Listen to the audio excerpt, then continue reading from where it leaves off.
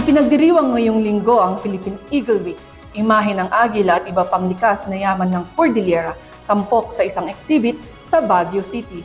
Tunghayan ito sa report ni PIAUC intern Mark Angelo Villanueva.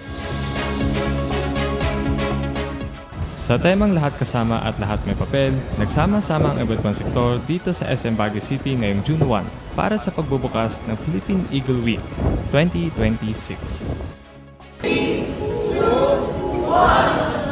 Tampok ang isang exhibit sa SM City Baguio kung saan makikita ang Philippine Eagle sa isang artwork ng mga lokal na artist at imahe ng Philippine Eagle na matatagpuan sa lalawigan ng Apayao. Makikita rin dito ang iba pang mga hayop at puno sa Pilipinas. Ayon kay Jason Ibanez, Director for Operations ng Philippine Eagle Foundation, layunin ng programang ito na ipakilala at bigyan diin sa publiko ang pangangalaga at pagkonserba ng pambansang ibon ng Pilipinas, ang Philippine Eagle, at kung gaano ito kaimportante sa kalusugan ng kalikasan at sa pagkakakilanlan ng mga Pilipino. Philippine Eagle Week is a national event and it's a week-long celebration to highlight yung conservation needs ng Philippine Eagle, but also how special yung ating national bird. Of course, we want people from across the Philippines to really value yung ating national bird, not only as a beautiful animal that's unique to the Philippines, but also as a symbol of the country.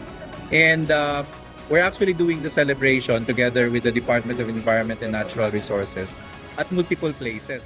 Bukod sa Baguio City, ang national event na ito ay inihahandog din sa iba pang panig ng Pilipinas. So practically, we're now in a very special and exciting stage ng conservation because itong Philippine Eagle Week celebration and events are happening across the country. Hopefully, so that the general public would help out and support the conservation of our national symbol. Ang kauna-unahang pambansang ibon ay hindi ang Philippine Eagle, kundi ang Maya. Ngunit dahil karaniwan din ito sa ibang bansa sa Southeast Asia, pinili maging pambansang ibon ang agila dahil ito ay natatanging apex predator o bird of prey na mahahanap lamang sa Pilipinas.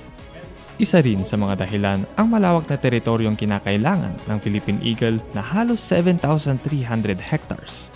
Sa pagprotekta sa kanilang tirahan, napapangalagaan din ang mas malawak na bahagi ng kalikasan. Ayon naman sa ilang kabataan, mainam na mapangalagaan ang pambansang ibon sapagkat sila ay simbolo ng pagkakakilanlan at pagkakaisa ng mga Pilipino. Just para siyang yung Philippine Eagle sa akin, parang na siya sa atin. Isa na siyang simbolo ng pagka-Pilipino natin. So, as Filipinos, we should also learn dapat kung paano siya pahalagahan. Hindi lang yung basta-basta nakita mo lang, papabayaan mo. Kailangan natin matutunan paano siya pahalagahan. As a community, dapat nating protektan yung Philippine Eagle. Kasi yun nga, di lang naman isang tao. For example, di lang naman pwedeng DNR lang yung gumalaw. It needs a collective effort from the community in order to protect our species.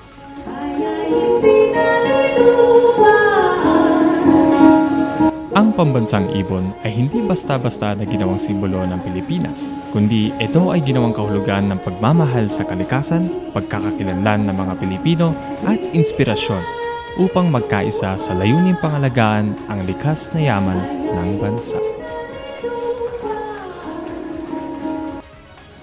Ang hamon ng pangangalaga sa ating kalikasan ay hindi lang responsibilidad ng iisang sektor, kundi isang kolektibong laban para sa ating kinakapalooban. Ako po si PIAUC intern Mark Angelo Villanueva para sa PIA News Cordillera.